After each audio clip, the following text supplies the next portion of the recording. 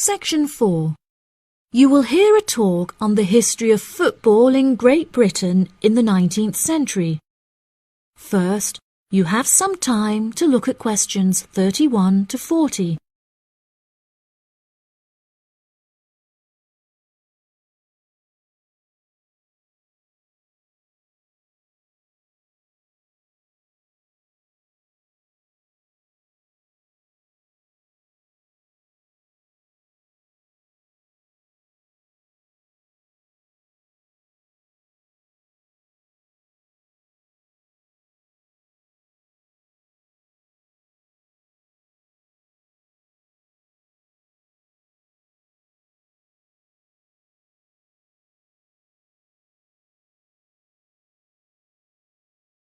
Now listen carefully and answer questions 31 to 40.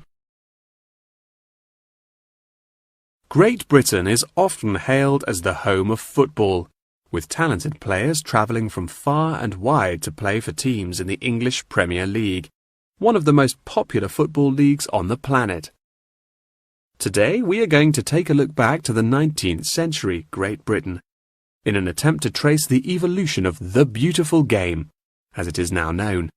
Prior to the 19th century, the game featured a wide variety of local and regional adaptations, which were later smartened up and made more uniform to create our modern-day sports of association football, rugby football, and Ireland's Gaelic football. Even up to the mid-19th century, Shrovetide football, or mob football, was still widely practiced. According to the rules of mob football, there were no rules. A player could legally use any means whatsoever to obtain the ball, such as kicking, punching, biting, and gouging, with the only exceptions being murder and manslaughter. These games may be regarded as the ancestors of modern codes of football, and by comparison with later models of football, they were chaotic and had few cooperation. Towards the latter end of the 19th century and moving into the early part of the 20th century, however, there appeared a newfound emphasis on moral values in football. Perhaps a more modern example of this can be seen in John Terry's suspension as England captain, following reports of his infidelity to his wife. Furthermore, as mob football died away, there grew a greater concern for players' health and general well-being, with many clubs affording their top players access to frequent medical checkups and treatment.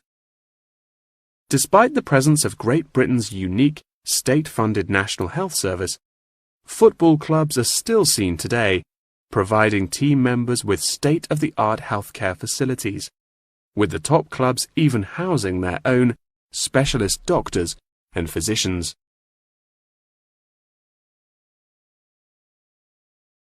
Today, football is a key feature of school children's day-to-day education, particularly for boys.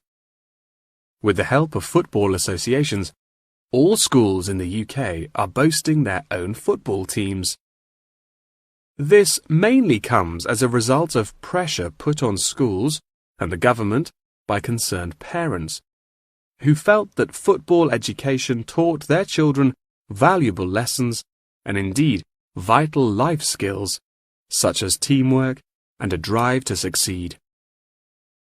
Nowadays, many of the UK's top football clubs provide training facilities and outreach programs in an attempt to educate the nation's aspiring youths.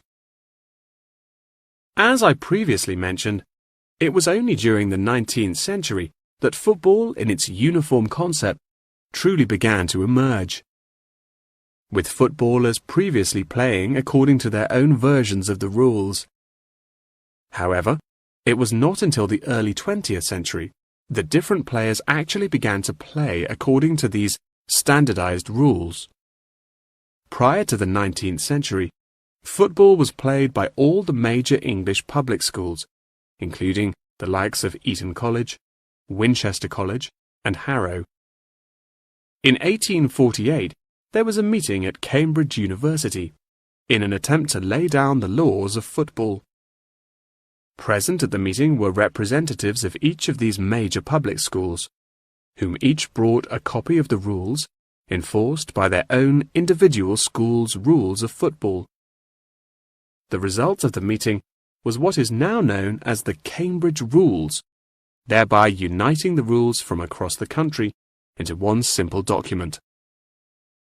However, the Cambridge Rules were not liked by all, and a new set of rules, Thring's Rules, compounded in the book The Simplest Game, became commonplace among dissenters. Across the country, improvements in infrastructure and public transport had a knock-on effect of dramatically increasing attendance to football games. Football quickly became a social event where spectators would meet friends, drink tea, and chat about the good old days. As football became more and more popular, it was decided that more money should be invested in maintaining the quality of pitches, amongst other things, and there was even talk of installing seating for spectators. However, the question of who was to foot the bill quickly became a divisive issue, with many believing that the government should fund football's development as a national sport. But in the end, the onus fell upon Britain's local and regional football clubs for the funding and development of the Football Association. They became responsible for the upkeep of football grounds, began to pay their best players a small salary, and organised competitions against other local and regional teams. And there began England's Football Association, or the FA, as we know it in its current form, the governing body of football in England. As the FA continued to grow and accumulate greater wealth, it was able to attract more and more talented young men from across the country, before finally accepting professional talent in the early 20th century. Today, football is played at a professional level all over the world. Millions of people regularly go to football stadiums to follow their favourite teams, while billions more watch the game on television or on the internet. That is the end of section 4. You now have half a minute to check your answers.